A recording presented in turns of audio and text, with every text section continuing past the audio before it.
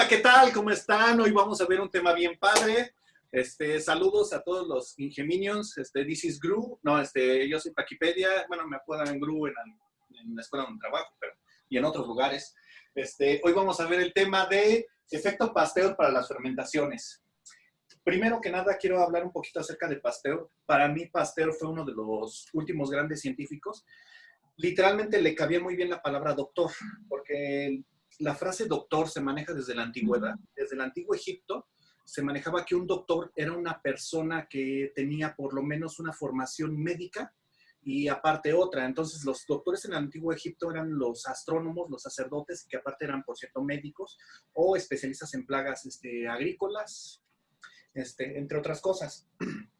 Ya después, en otras culturas posteriores, por ejemplo, en la cultura hebrea, los doctores de la ley, aparte de ser especialistas en la Torá, en la ley, eran especialistas en cuestiones médicas y en plagas agrícolas. Y así, entonces, para mí, Pasteur, digo que fue uno de los últimos grandes científicos porque él no tuvo una especialización así completamente clara, sino que trabajó en muchas cosas. Por ejemplo, su tesis de licenciatura fue en la separación de los cristales del ácido tartárico D y L. Dice la leyenda que se la pasó todo el invierno precisamente separándolos, aprovechando de que las temperaturas bajas mantenían cristalino los ácidos tartáricos. Bueno, el ácido tartárico lo mantenía en forma de cristal y precisamente podía separarlos con el microscopio de acuerdo a la forma del cristal, y entonces al separarlos literalmente en el microscopio uno por uno, es una labor bastante artesanal, y que al final, ya cuando fundieron los cristales, pues se observó el fenómeno óptico de la desviación de la luz a la derecha o a la izquierda, la luz polarizada, por cierto, y ya después se hizo esto, pero con un polarizador de luz. Y bueno, pocos saben que trabajó precisamente en la química. Ya cuando se fue al área médica, ya cuando estaba trabajando con la vacuna contra varias enfermedades, entre ellas la rabia, la atenuación de los virus que él realizó, sigue siendo hasta hoy en día un tema muy importante para el estudio de la virología. Los pases al realizar distintos pases, observar cómo las bacterias pueden perder su patogenicidad o aumentar su patogenicidad hacia un nuevo huésped. Y bueno, otra área en las cuales trabajó fue en las fermentaciones. Uno de sus postulados más importantes para el área de las fermentaciones es El primero es: las levaduras llevan a cabo la fermentación, y cada tipo de fermentación depende de un distinto tipo de levaduras.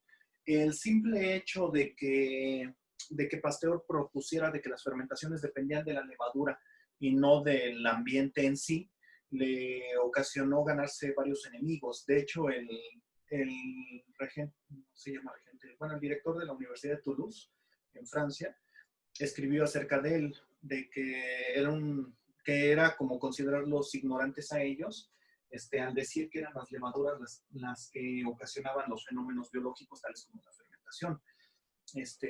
O sea, se ganó varios enemigos en esa área, y pues él, a través de la ciencia y varios experimentos y el método científico sobre todo, demostró que sus aseveraciones eran correctas.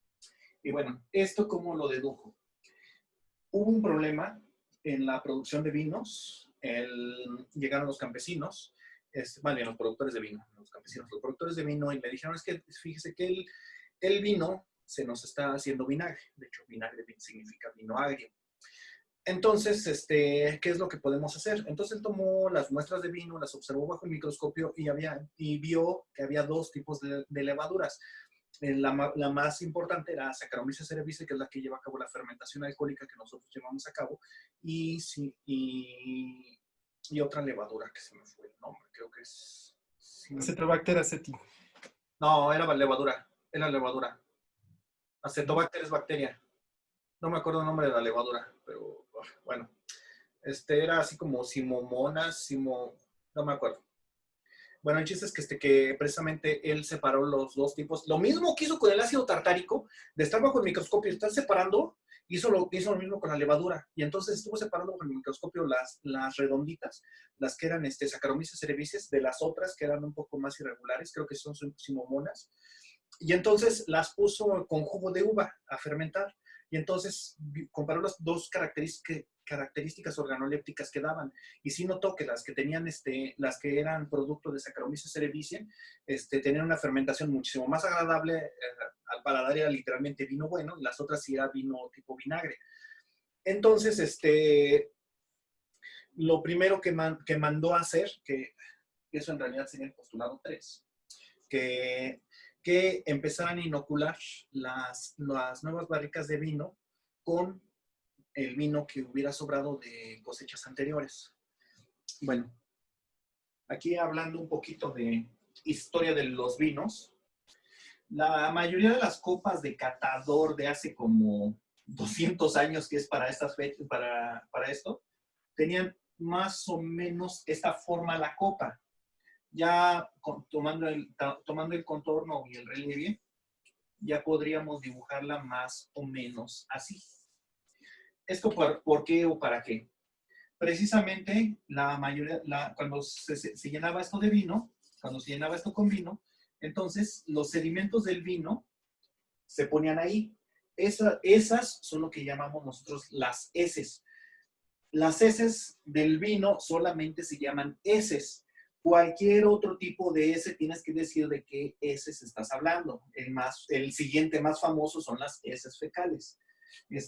Pero bueno, entonces, de hecho, en algunas poesías cuando hacían alegoría a alguna tragedia, decían que vas a tomar el vino de la amargura y te lo vas a tomar hasta las heces. O sea, hasta todo. Y entonces, precisamente, cuando tomabas la copa y cuando la inclinabas precisamente para la boca, el ángulo que tenía esa concavidad hacía que las heces no pasaran, no te las tomaras al momento de que inclinabas la copa. Precisamente por eso era esa concavidad que tenía. Y bueno, entonces, ¿por qué no se tomaban las heces? Las heces en realidad no tienen un sabor desagradable, pero los que hayan tomado cerveza artesanal, sobre todo habrán visto que los sedimentos que tienen las botellas, cuando tú tienes una botella de cerveza o de vino, aquí se forman los sedimentos y esos sí quedan más o menos pegados al fondo de la botella y cuando tú te los tomas, como que tienes la sensación como de saciedad, pero de pesadez también, o sea, caen pesados, los sedimentos estos caen pesados, entonces por eso no se acostumbraban, además que también te hacen eructar mucho. Bueno, y como no, pues son levadura, usualmente, y está produciendo CO2, entonces eso ocasiona que eructes mucho. Y precisamente la descompresión del gas que se está generando ocasiona que se te suba más rápido el alcohol. Por eso también como que no era muy difundido, no fue muy difundido siempre el consumo de las heces. Aunque ya era sabido que si las dejabas secar y se las dabas o se las dabas a los niños, nada más las puras heces, como complemento alimenticio, sí servían mucho para la nutrición. Eso prácticamente desde el antiguo Egipto se sabe.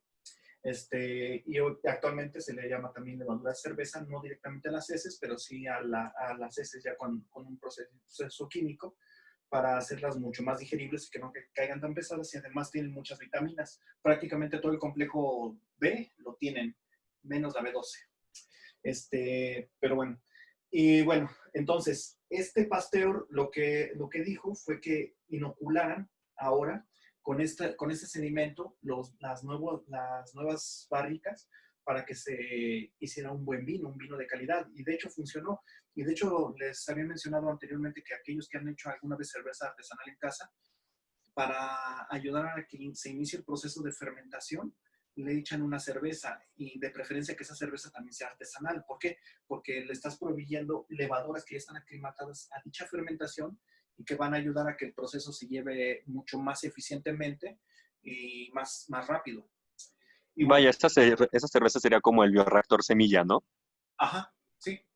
No necesariamente, porque además todavía le tienes que echar levadura, pero Pero esos lado 3 y 4, ahorita llegamos a esos. Están también bien, están buenos. Ahorita les seguimos avanzando. Y bueno, entonces, de hecho, en algunos lugares los vinos que son más caros se elaboran hasta con un tercio del volumen de un lote de vino anterior. Que en realidad no es el lote del vino, sino nada más las heces. Y las heces también quedaban en las barricas. Bueno, ya hablando de las barricas, donde se maduraba el vino.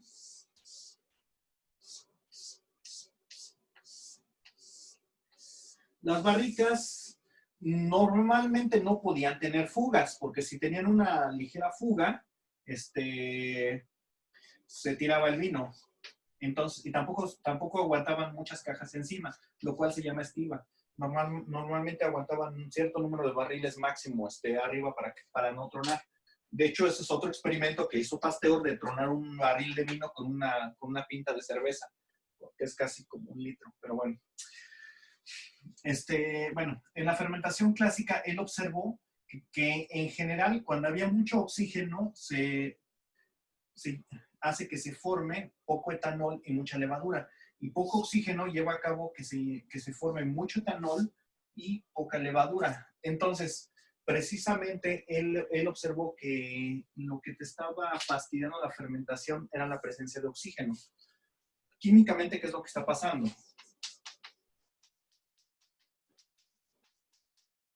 Ese es el alcohol. Más oxígeno, se forma agua, más ácido acético. Entonces, precisamente si estás limitando la cantidad de oxígeno que entra, también estás limitando mucho que esta reacción se pueda llevar a cabo. Y entonces con eso estabas eliminando la producción del ácido acético, que es lo que le da el sabor característico al vinagre.